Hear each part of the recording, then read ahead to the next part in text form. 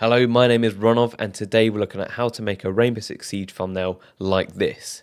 This is mainly for my friend Sneaky Thief, but I thought some of you may find this helpful as well, so feel free to use this guide if you want. I will also say I'm no expert or anything, this is just how I make thumbnails. There might be better ways, but this is the way I use, so feel free to use this way. First thing we want to do is get the pictures for the thumbnail. So load up Rainbow Six Siege, and the first thing you want to do is go into Options, go Graphics, and make sure your overall quality is set to ultra. This is because we're going to be taking some in-game screenshots, so we want the game to look as good as possible. Next thing you want to do is go to HUD and turn it onto cinematic, and just after that you also want to turn off match header. So we go play, custom game, create local. I've already got a playlist set up. You just want to create like a basic sort of game where there's no prep phase or anything. You can just get into the game, start taking screenshots. Depending on the video you're going to make, like what gun you actually want to be in the thumbnail, choose either attacking or defending to start off with. I'm going to go attacking to begin with. I'm just going to use Ash basic. Let's begin now. Right, so we want to find a good spot of where we're going to have the thumbnail. So we'll just do it here. I like to lean to the left. It shows a bit more of the gun, as you can see. And then we just want to take a screenshot, which is open squared brackets on your keyboard. So that's for the Ubisoft Connect screenshot keybind. Right, so that's done. But we need a screenshot without the gun as well, because it's going to make our life so much more simpler when we're making the thumbnail. How I do this, I switch to my secondary, like that. And I take a screenshot in that moment where there's nothing on screen when we're switching weapons. Do it a couple of times, just in case. So I'm going to come off the game now because I've got the images we need. And once we have those images, you want to load up Photoshop. I really recommend using Photoshop to make the thumbnails. I understand it can be a bit pricey. I definitely understand that if you don't have Photoshop or you don't want to get it. I have an alternative as well. It's free. I'm not sponsored. It's called Photopea. If you just search it in Google, it should be the first result. It's basically a clone of Photoshop. It's completely free. You use it in the web browser. I haven't used it too much. I know it is good. For the purpose of the guide though, I will be using Photoshop. And unfortunately, I don't know how much of this is going to be the same as Photopea. So try and follow along as much as you can. But yeah, we want to go new file. Let's just call it R6 thumbnail, whatever. Width we want to be 1920. Height to be 1080. We'll just create that. Look, this is just the way I do it. There might be a better way, but this is the way I do it. So we want to put the screenshots we took in-game into Photoshop. We want to go File, Place Embedded. And where you find your screenshots from Ubisoft is, they should be in the Pictures folder on your computer. And then there should be a Ubisoft Connect folder within there. Then it will show you the games you've taken screenshots on. Obviously, we're going Rainbow Six Siege. I've taken loads because I do the majority of my own thumbnails. But these are the ones we took just earlier. So this is the one with our gun. So we place that.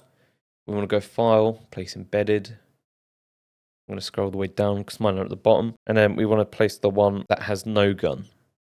There we are. As you can see, bottom right, we've got two layers here. One's got a gun, one doesn't. If I just drag this layer above this one, so this is the one with the gun. You can rename it if you're feeling organized. I don't do this at all, but just for the sake of the video, if you want to be organized, that is up to you. Right, so the first thing we want to do, select the gun layer, and we want to take the gun and separate it from the background it's in. So we just want the gun from this image. So there's two ways of doing this. We've got the quick selection tool, which I wouldn't recommend doing, but some of you may choose to do this. You just sort of click and drag over the parts you want to keep. If I just do it now quickly, like this, and then you hold Alt, and then click on the parts you don't want to keep, and then what you want to do is press the mask button. So mine's here. It can also be found bottom right. Click that, and there we are. We've separated the gun from the original image, and as you can see, we've got the background in behind as well. We've got the background layer. If we hide it, then all you can see is the gun. But again, I don't recommend using the quick selection tool at all. I much rather do it this way. And I recommend using the lasso tool, more specifically the polygonal lasso tool. It's a little bit longer than the quick selection tool, but it makes the image look so much better. Yeah, I'm just going to rush for the sake of the video, but the rest of you, I recommend being a bit more precise. You don't have to go crazy with how precise you are, like being a few pixels out, I'm sure no one's going to really notice. But yeah, we just do this around the whole gun. Just click the points until we make a complete outline of the entire gun. Again, I'm just rushing for the sake of the video.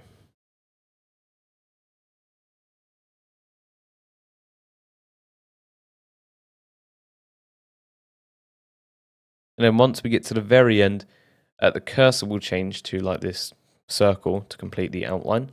And there we are, we've selected the entire gun and we just want to mask it. So either this button or the one in the bottom right.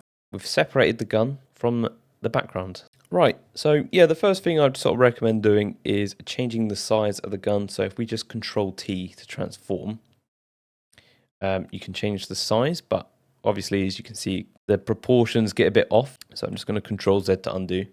If you hold Shift, if you're changing the size of something, it locks. We want to sort of make the gun a lot bigger because it's going to be the focus of the video, right? This is the main thing people are going to see in the thumbnail. But obviously, this isn't the final result. We've still got the gun layer selected. We want to go to Image, Adjustments, Brightness and Contrast. Right, now you've got the option. You can mess around with these sliders by yourself, right? So you can up the brightness and the contrast, or use the auto button if you're feeling lazy. Sometimes it gives you a good result, sometimes it doesn't. Like here, the gun looks a bit dark in my opinion, so I'm going to up the brightness. Not too much. I think the contrast is a bit much as well, so I'm just going to bring that down. It's down to personal preference and what you think looks good. I'm just going to settle with that. I am kind of rushing this for the sake of the video. Obviously, you lot will spend a lot more time with the sliders, figuring out what looks good. Next thing I recommend doing, going to Image, Adjustments, Hue and Saturation. I recommend upping the saturation a little bit, not too much because it looks ridiculous. Yeah, around 20 I would say. So the gun is popping a lot more, but it's still not standing out from the background, I feel like. So with the background, make sure it's selected. Image, Adjustments, Brightness and Contrast again. I'm going to go Auto, see what it does. That looks better. Let's just go with that. Sure. Right. One quick thing, you can kind of see the scope isn't blending in with the background. That's because it's still got the old image in it still. So we're going to erase the old image inside the scope with the eraser tool. Make sure the gun layer is selected, and we're just going to start erasing. As you can see, making the scope more transparent. I'm rushing this. I can't stress this enough, right? You guys are going to be more precise. I am simply rushing for the sake of the video. I recommend getting a smaller brush size as well when you get to the edges. Just rubbing that out. There we are. Perfect. But yeah, we can see through the scope now. So that looks better. The gun isn't really sticking out from the background too much still. So what I recommend doing, right-clicking the gun layer, go blending options, and we've got all these options we can use now. First thing I'd do, drop shadow. Adds this nice sort of soft shadow around the gun. The settings I use for this is 40 opacity, distance is 7, spread 31, the size 29, at an angle of minus 46 degrees. Right, so that's the drop shadow. Next thing we want to do, inner glow. You can see the difference without it. The inner glow just sort of makes the sort of dark parts of the map stand out from the dark parts of the gun. And again with this, you can change the size. I wouldn't recommend making it that big. Just make it look like the edges of the gun are standing out. And you can change how bright that inner glow is as well. So I'd go for maybe about 80, depending on the background you've got as well. So the gun is already standing out a lot more. It doesn't look great, my version, because I'm rushing. And one last thing you can do, I don't do this too often but you can add an outer glow to it. Now, the outer glow, completely personal preference. Let's just make it maybe like blue. So if you change the color here, I can select a color from the gun like that. Yeah, so it's got like that dark glow to it now, as you can see here.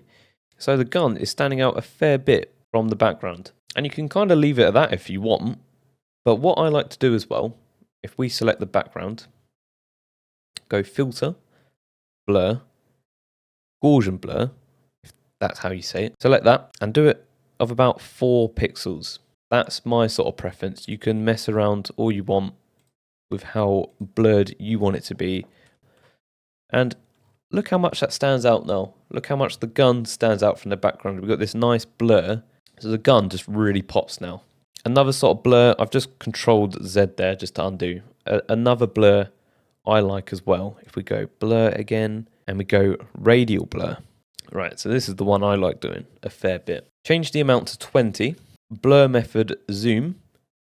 Quality best. Press OK. And it gives it that like you're going fast, you're running sort of look to the thumbnail. I like doing that one a fair bit. It's up to you. Use the Gaussian blur, use the radial blur, all up to you.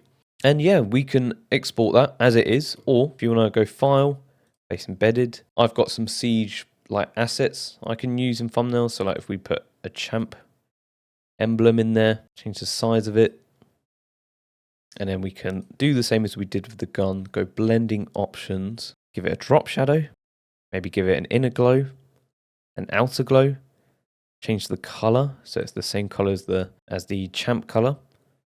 Could make it sort of a bigger sort of spread on the glow, as you can see the edges. Yeah, and it's just up to you how you want it to look, and you can still make it better if you go to image, brightness, contrast. Let's maybe up the brightness a bit, not too much, add some contrast to it, up the saturation. Just make it so that it pops, really, but don't go overboard. You can add like tiny touches, like little subtle sort of changes to it, and there we have it. We've got just a basic thumbnail, really. And once you're happy with where you are, go File, Export, Export As, select the format as JPG, which is JPEG.